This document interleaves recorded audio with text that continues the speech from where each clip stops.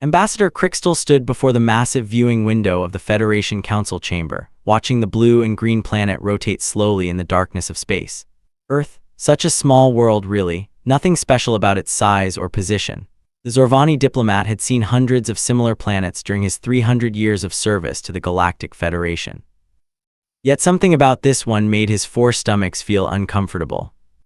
"The humans have only been part of the Federation for 7 cycles," said Council Member Yethra, her crystalline body chiming softly as she moved to stand beside him. "They are still considered a new species. Why do you watch their world with such concern?" Crystal's long ears folded back against his scaled head. "I have read their history files, Yethra, have you?" "I have read the summary. They developed space travel, they made first contact, they joined the Federation peacefully. What more is there to know?" "Everything," Crystal said quietly. "Everything is there to know." 3 months later, the mining colony on Verath 7 sent out a distress signal. A massive earthquake had collapsed the main tunnel system. Over 2,000 workers from 12 different species were trapped underground. The air recyclers had failed. They had maybe 40 hours of oxygen left. The Federation sent rescue ships immediately. They arrived within 6 hours, which was considered very fast. The best engineers from the Torvak Collective examined the situation and declared it impossible. The rock was too unstable. Any attempt to dig would cause more collapses. Any attempt to drill would hit the underground gas pockets and cause explosions. "We must accept this loss," said Chief Engineer Borvex, his mechanical eyes clicking as they focused on the rescue coordinator. "The mathematics are clear. There is no safe path to the survivors." "Then we find an unsafe path," said a voice from the back of the room. Everyone turned to look at the speaker. She was human, small compared to most Federation species. Her skin was brown, her hair was black and cut short, and her eyes were dark and steady. She wore the uniform of the Federation Emergency Response Corps with the name Chen printed on her chest. "Excuse me," Borvex said. His translator had worked correctly, but he still did not understand. "You said there is no safe path. Okay, so we take an unsafe one." Lieutenant Maria Chen walked forward, pushing through the crowd of much larger beings. She reached the holographic display showing the underground tunnel system. "Show me the gas pocket locations." "Lieutenant, with respect, you are not qualified to." "I asked to see the gas pocket locations." Her voice did not get louder, but something in it made Borvex's mechanical body step back automatically. He had never experienced that reaction before. The map updated to show the gas pockets in red. Chen studied it for exactly 3 seconds. "There," she said, pointing to a narrow gap between 2 massive gas deposits. "We drill there." "That pathway is only 4 meters wide," Borvex protested. "The margin for error is essentially 0, one small mistake and—" "Then we don't make mistakes." Chen turned to face the assembled rescue teams. "I need volunteers, humans only for the drilling team. I'll explain why." 47 humans stepped forward. Chen nodded at each one. "The drilling will take approximately 30 hours, she continued. "We cannot stop, we cannot rest. The drill operators will need to maintain perfect focus for the entire time. One moment of lost concentration, one hand that shakes, one wrong calculation, and everyone dies, the survivors and us." She paused. "Who is still in?" All 47 humans remained standing. The drilling began an hour later. The Federation observers watched from a safe distance, which was very far away indeed. They expected the humans to fail within the first few hours. The precision required was beyond reasonable expectation. Hour 1 passed, the drill advanced perfectly through the rock. Hour 5 passed, the operators rotated in shifts, but the drill never stopped, not for 1 second. Hour 10 passed, a small tremor shook the ground. Every Federation observer held their breath. The drill did not waver. The human operating it, a young man named Jackson, simply adjusted his grip and continued as if nothing had happened. "How is this possible?" Yethra asked Crystal. The Zorvani had requested to observe the operation personally. Their species is known for their short attention spans. Their inability to focus is documented extensively. "You are thinking of humans in their normal state," Crystal replied, his eyes never leaving the drilling operation. "This is something different. When humans decide that something must be done, they become other." "Other, what does that mean?" "Watch, you will see." Hour 15, the first human operator collapsed from exhaustion. He was carried away, but another human immediately took his place. The drill did not pause even for a heartbeat. Hour 20, the underground gas pocket to the left of the drill path shifted. The pressure sensors screamed warnings. Any logical species would have stopped, would have reassessed, would have calculated new risks. Lieutenant Chen simply called out 2 degrees right, increased speed by 0.3%, and the drill adjusted instantly. They were now drilling through an even narrower gap than before. "That is impossible," Borvex whispered. "The new pathway is less than 2 meters wide. The drill bit itself is 1.7 meters. They have 15 centimeters of clearance on each side." "Impossible is a word humans do not seem to understand," Crystal said. Hour 25, more than half the original drilling team had collapsed, but there were always more humans stepping forward. Word had spread through the Federation networks. Human ships from nearby systems had changed course to come help. They arrived with fresh volunteers, people who had traveled days without sleep just to be part of this. "Why do they do this?" Yethra asked. "The trapped workers are not human. Most of them belong to species that humans have never even met before. Why would they risk their lives for strangers?" Had no answer for her. He did not understand it either. In his 300 years of service, he had never seen any species act this way. Hour 28, Lieutenant Chen had been awake for the entire operation. She had not eaten. She had barely drunk water. Her hands shook and her eyes were red, but her voice remained steady as she gave instructions. Some of the younger Federation members had started calling her something in their own language. The translator said it meant the one who does not stop. Hour 29, the drill broke through into the first trapped chamber. Fresh air rushed down to the survivors. Medical teams poured through behind it, humans leading the way, carrying supplies on their backs because the tunnel was too narrow for vehicles. Hour 31, all 2,047 survivors were brought to the surface. Not one was left behind, not one was lost. The Federation observers gathered around Lieutenant Chen, who was finally sitting down for the first time in over 30 hours. Her dark eyes were unfocused, her body trembling with exhaustion, but there was a small smile on her face. "How?" Borvex asked her. His mechanical voice was quieter than usual. "How did you do what we calculated to be impossible?" Chen looked up at him. Despite her exhaustion, something fierce still burned in her eyes. "You calculated wrong," she said. "You calculated what was possible for beings who accept limits. Humans don't accept limits. We just decide what needs to happen and then we make it happen." She paused. "Besides, there were people down there who needed help. What else were we supposed to do?"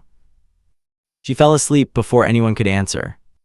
That night, Ambassador Crystal began writing a report to the Federation High Council. His hands trembled as he typed the words that would change how the galaxy viewed humanity forever.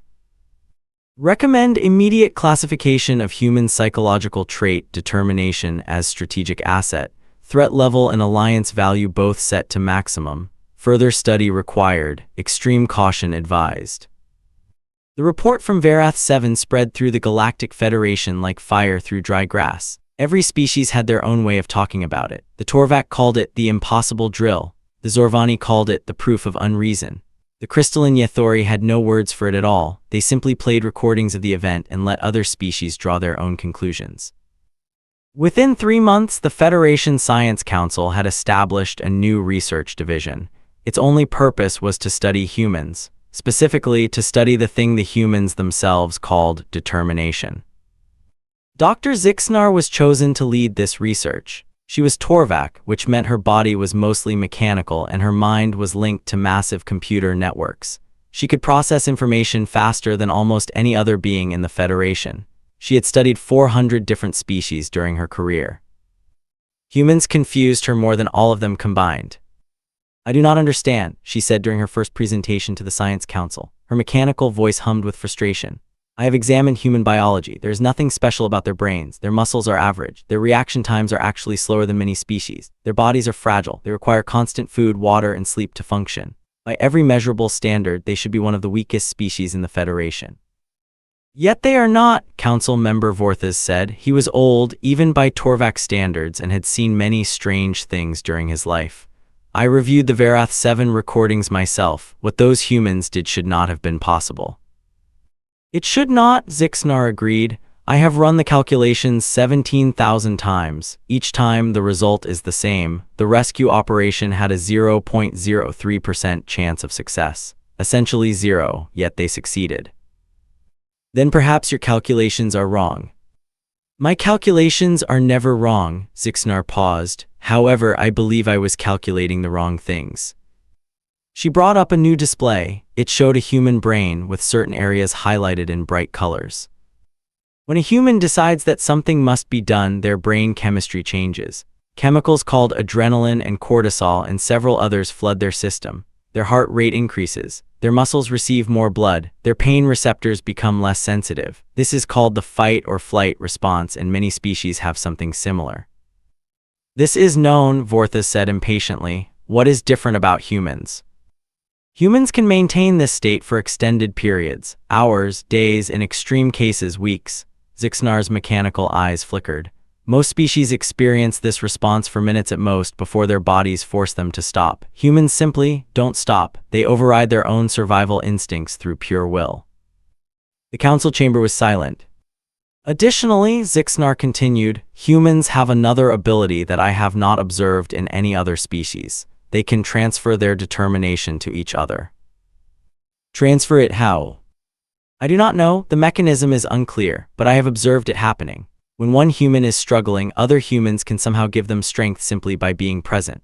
Their stories, their words, even their physical presence seems to amplify each other's determination. The humans call this morale or team spirit, or sometimes just not letting each other down. Dr. Zixnar brought up another display. This one showed recordings from Verath 7. Watch this moment, she said. Hour 23 of the drilling operation. The operator, human Jackson, is showing signs of total physical failure. His vital signs indicate he should collapse within minutes. The recording showed Jackson's hands shaking on the drill controls. His face was gray, his breathing was ragged. He looked like he was about to die. Then Lieutenant Chen walked up behind him. She did not say anything. She simply put her hand on his shoulder. Jackson's vital signs stabilized. His hands stopped shaking. He continued drilling for another 47 minutes before being replaced. Lieutenant Chen did nothing but touch him, Zixnar said, yet somehow he found the strength to continue. This should not be possible. His body was failing, but his mind refused to accept that failure, and somehow his body obeyed. This is very troubling information, said Council Member Yethra. Her crystalline form pulsed with concern. If humans can overcome their physical limits through will alone, how do we know what they are truly capable of? We don't, Zixnar replied. That is the problem, and that is why I believe the ambassador's recommendation should be taken seriously. Human determination is not just a psychological trait, it is a force, and we do not know its limits, if it even has limits at all. The debate continued for many hours. Some council members argued that humans should be celebrated as valuable allies.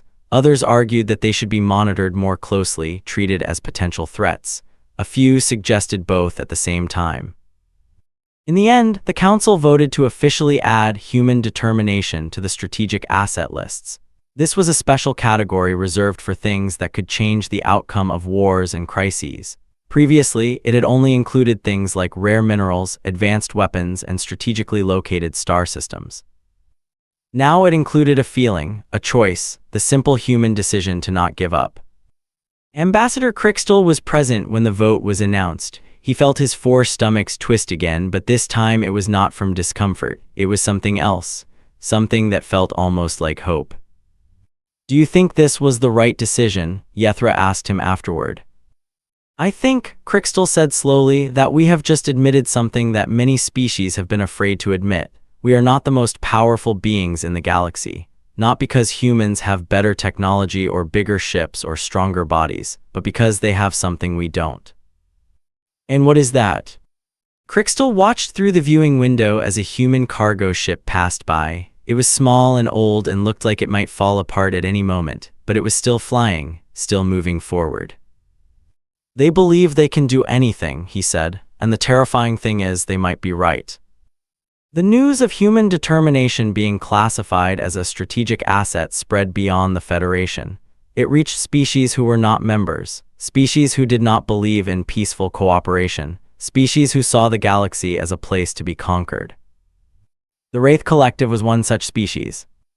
They were older than the Federation itself. Their bodies were thin and gray, with large dark eyes that could see in almost complete darkness. They lived in the spaces between star systems in vast ships that drifted through the void like ghosts. They took what they wanted and destroyed what they could not take. For centuries, they had avoided direct conflict with the Federation, not because they were afraid, but because they were patient. They waited, they watched, they learned. And now they had learned something very interesting about humans. "The small species," said Commander Vrexthal, his voice like dry leaves scraping together. "The ones who cannot even live 200 years, the Federation considers them valuable." "More than valuable," his subordinate replied. "The reports say the Federation has classified their determination as a strategic asset. They believe humans can accomplish impossible things through will alone." Vrexthal made a sound that might have been laughter. "Will alone? How very primitive. The Wraith have existed for 10,000 years. We have seen countless species who believed in the power of will. They are all extinct now." "Should we test the humans, Commander?" Vrexthal considered the question. The Wraith had not made war against a major Federation species in over a century. Such conflicts were costly, but this was an opportunity to learn something valuable about a potential enemy. "Yes," he said finally, "but not a direct attack, something smaller, something that will show us what these humans can truly do when pressed." 2 months later, the human colony ship Endeavour disappeared.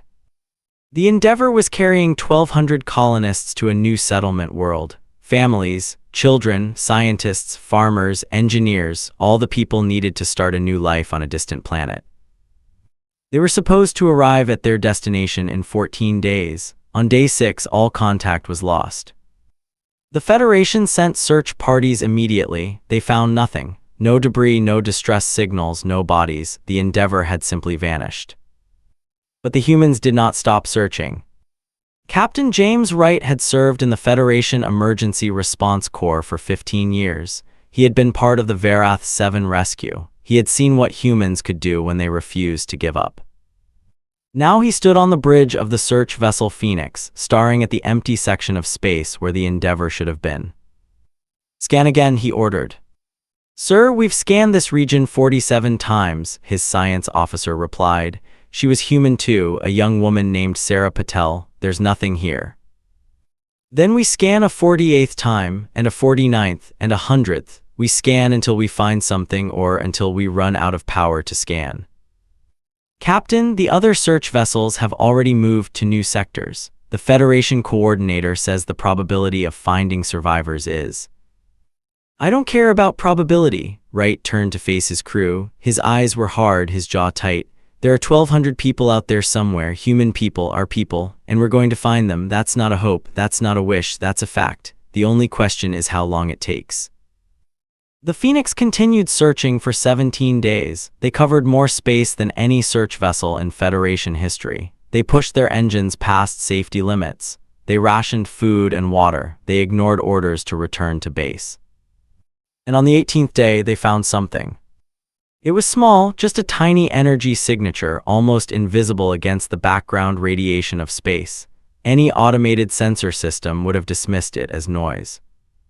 But Sarah Patel was not an automated system. She was a human who had not slept more than 3 hours in the past week. She was exhausted and hungry, and her eyes burned from staring at screens for too long, but she did not miss the signal. "Captain," she said, her voice barely above a whisper, "I think I found them." The signature led to a hidden facility built into an asteroid. It was Wraith construction. The humans had heard stories about the Wraith, but few in the Federation had ever seen their technology up close. Captain Wright did not care about the technology. He cared about the 1,200 humans who might be inside. "How many people do we have?" he asked his first officer. 32 crew members, sir. The Wraith facility looks like it has at least 200 guards based on the heat signatures." 32 against 200, those odds are terrible. "Yes, sir." Wright smiled. It was not a happy smile. It was the smile of a human who had decided that something was going to happen, no matter what. "I've seen worse odds. Let's go get our people." The assault on the Wraith facility would later be called the Impossible Rescue by Federation historians. What 32 humans did that day had never been done before, and many believed it would never be done again. The Phoenix had only light weapons. It was a search vessel, not a warship. Against the Wraith facility's defenses, it should have been destroyed in the first minute of combat. Captain Wright had other ideas. "We're not going to fight them with firepower," he told his crew. "We're going to fight them with surprise and speed and the fact that they've never faced anything like us before." The plan was simple in concept and almost impossible in execution. The Phoenix would fly directly at the facility at maximum speed, too fast for the Wraith weapons to track accurately. At the last possible moment, they would launch boarding pods. The pods would crash through the facility's outer hull, and the humans inside would fight their way to the prisoners. Every calculation said it would fail. The margin for error was too small, the defenders were too numerous, the humans were too few and too poorly armed. "Anyone who wants to stay behind can," Wright said. "No judgment, this is beyond what anyone should ask." No one stayed behind. All 32 humans climbed into the boarding pods.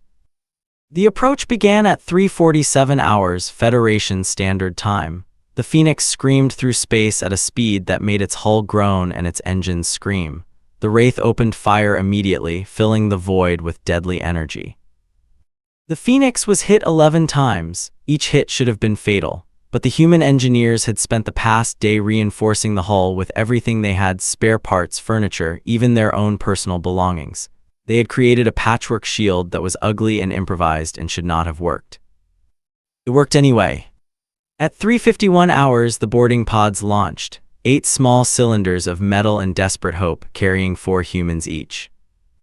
The pods hit the facility hull at 3:52 hours. 3 of them broke through cleanly. 2 were partially deflected, crashing into areas far from their targets. 2 more were destroyed by defensive fire, killing all 8 humans inside instantly.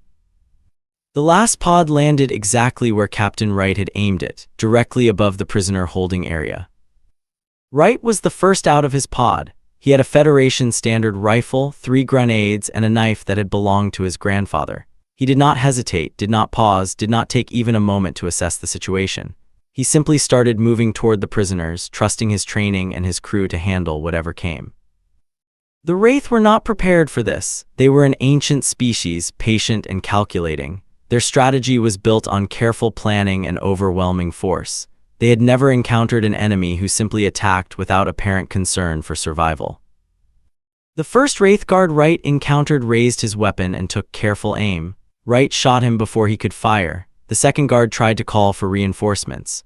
Wright's knife ended that call permanently. The third guard simply stood there, frozen in confusion at the speed and violence of the human assault. "Move," Wright shouted to his team. "Keep moving, don't stop for anything." They did not stop. They ran through corridors that twisted and turned in ways that made no logical sense. They fought Wraith guards who appeared from shadows and doorways. They took wounds that should have dropped them, but they kept running, kept fighting, kept moving toward their goal. Sarah Patel was hit in the shoulder during the 5th minute of the assault. The energy blast should have knocked her unconscious. Instead, she switched her rifle to her other hand and kept firing. "That hurt," she said, her voice tight with pain. "I'm going to be very unhappy with whoever did that." She found the Wraith who had shot her 30 seconds later. He did not survive the encounter. The human teams from the other landing sites were having similar experiences. They were outgunned and outmatched, but they refused to acknowledge it. Every time a Wraith thought they had cornered a human, the human would do something unexpected: climb walls, jump gaps, attack from angles that made no tactical sense. "They are insane," one Wraith officer reported to Commander Vrexthal, who was watching the assault from his command ship. "They do not fight like rational beings, they fight like animals. No, worse than animals. Animals have survival instincts. These creatures do not seem to care if they live or die." "Of course they care," Vrexthal replied. His voice was thoughtful now, missing its earlier mockery. "They simply care about something else more." At 4:19 hours, Captain Wright reached the prisoner holding area. The door was sealed with Wraith security codes that should have taken hours to break. Wright did not have hours. He could hear more Wraith guards approaching from behind. His rifle was almost out of charge. 3 of his team were dead and 2 more were too injured to fight. "Open the door," he said to the security panel. The panel did not respond. It required a Wraith biological signature. Wright looked at the dead Wraith guard at his feet. Then he looked at the door. Then he picked up the guard's arm and pressed its hand against the panel. The door opened. Inside were 1,200 human colonists. They were scared and weak, and some of them were injured, but they were alive, all of them. The Wraith had not killed any of them yet. "Who are you?" asked a woman near the front. She was holding 2 small children against her chest. "Federation Emergency Response Corps," Wright said. He was swaying on his feet now, his body finally starting to acknowledge how much damage it had taken. "We're here to take you home." "Home, but there are hundreds of Wraith out there. How can 30 of you?" 23 now, Wright corrected her. "And we can because we decided to. Now move, we need to get to the extraction point." The colonists started moving. The ones who could walk helped those who couldn't. The adults carried the children. Everyone moved together, trusting the humans who had come to save them. The extraction took another 47 minutes. 47 minutes of running through hostile corridors, fighting off Wraith guards, protecting 1,200 civilians who had no weapons and no training. By the end, only 11 of the original rescue team were still standing. But all 1,200 colonists made it to the Phoenix. The ship's hull was barely holding together. Its engines were failing. It had no weapons left and almost no power, but it still flew. It still carried its passengers away from the Wraith facility toward friendly space, toward safety. Commander Vrexthal watched it go. He could have destroyed it easily. His ship was fresh and fully armed. One shot would end this ridiculous rescue and teach the Federation a lesson about the cost of defying the Wraith. He did not fire. "Commander," his subordinate asked, confused, "should we pursue?" "No," Vrexthal said. His dark eyes were fixed on the fleeing vessel, watching until it disappeared into the stars. "No, we should not. But they killed over 100 of our guards. They humiliated us. Surely we must. We must report what we have learned." Vrexthal turned away from the viewing screen. The Federation was right to classify human determination as a strategic asset. If anything, they underestimated its value. "What do you mean?" "I mean," Vrexthal said slowly, "that we have just learned why we must never go to war with humanity. Not because we would lose necessarily, but because the cost of victory would be too high. These humans, they do not fight like a species that can be conquered. They fight like a species that will burn the galaxy down rather than surrender." He paused, remembering the sight of wounded humans still running, still fighting, still refusing to stop. "There are some enemies that are not worth making," he concluded. "Humanity is one of them."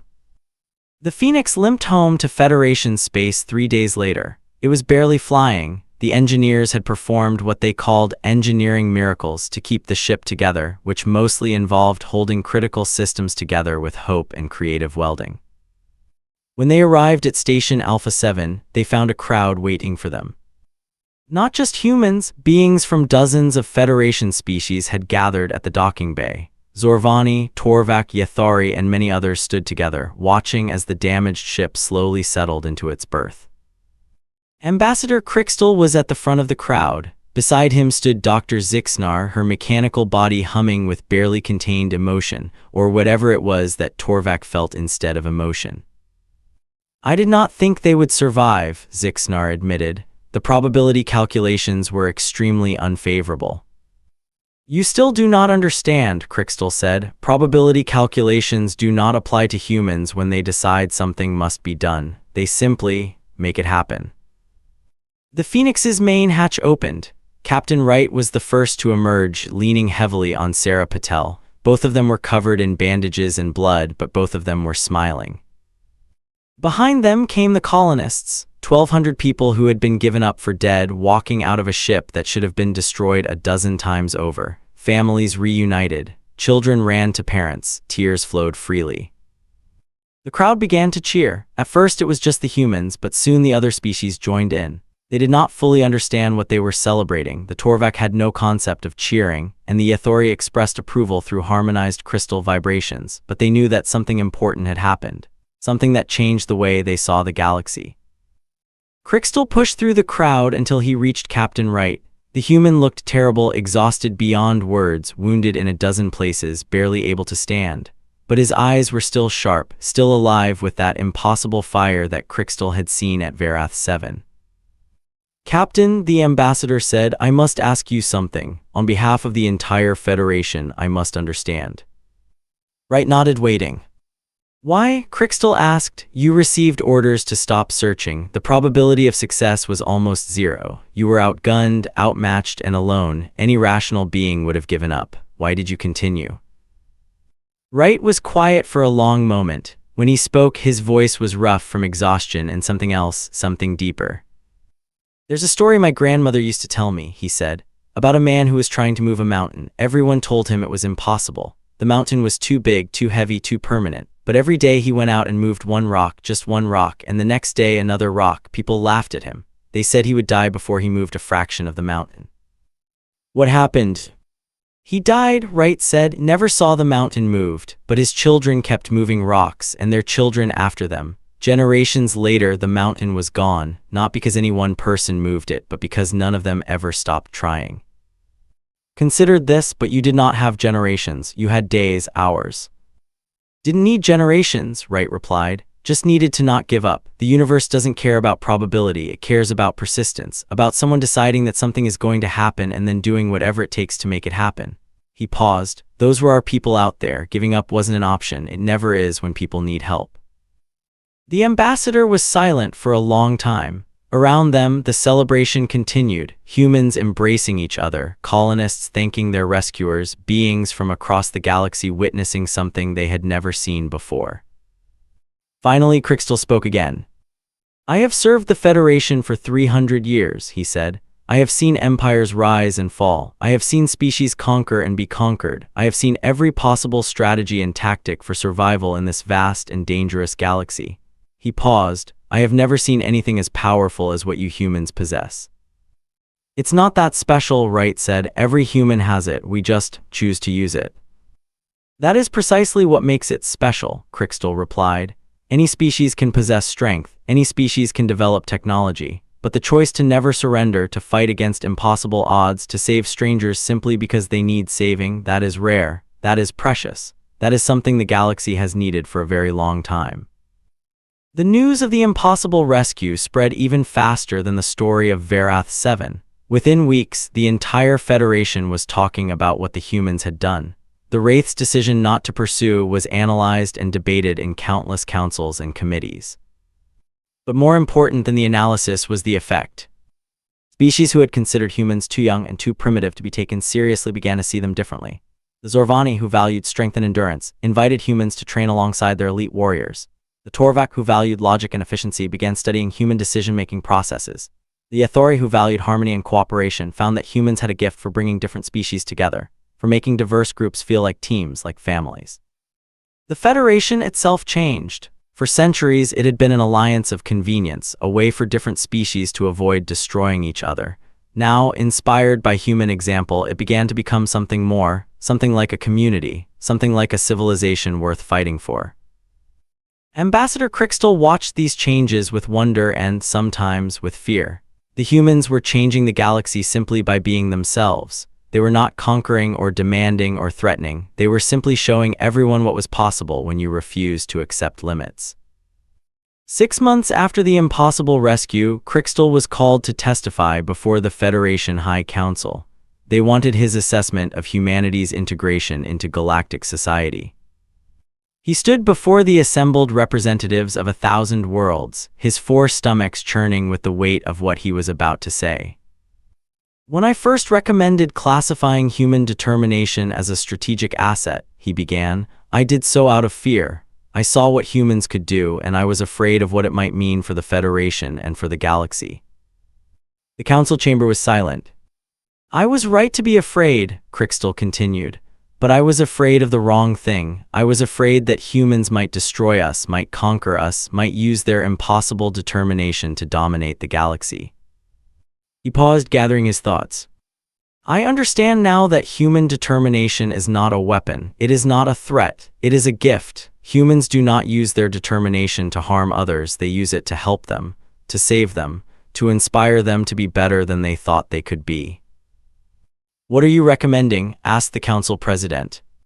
Crystal took a deep breath. "I recommend that we stop treating humans as a strategic asset. I recommend that we start treating them as what they truly are, the heart of this federation. The species that will lead us to greatness, not through conquest but through example, not through force but through the simple, powerful refusal to give up." The vote was unanimous. For the first time in Federation history, a species was recognized not for their military power or their technological advancement or their economic contribution, but for their spirit. Humanity was named a civilization partner, the highest honor the Federation could bestow.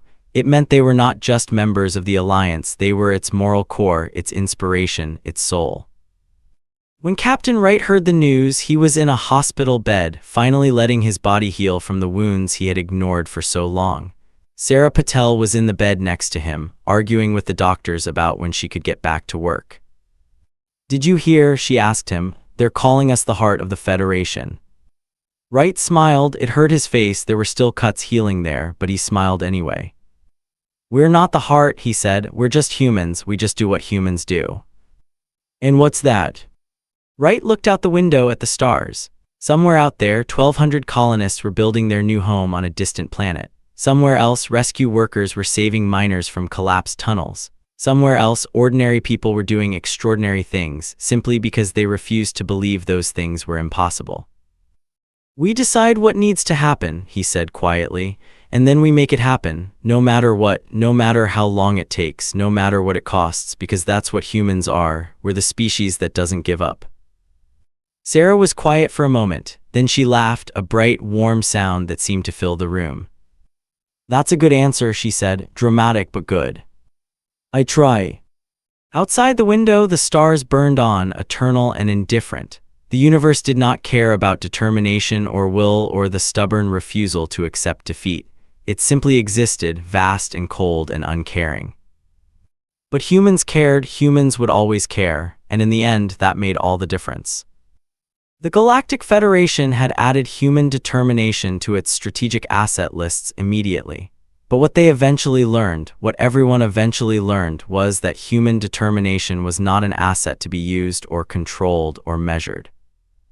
It was a fire that burned in every human heart, a promise that every human made to every other human and to every being in the galaxy who needed help. "We will not give up on you, we will not stop fighting for you. We will move mountains, cross galaxies, and challenge the impossible, because that's what humans do." The galaxy would never be the same. And maybe, just maybe, that was exactly what it needed.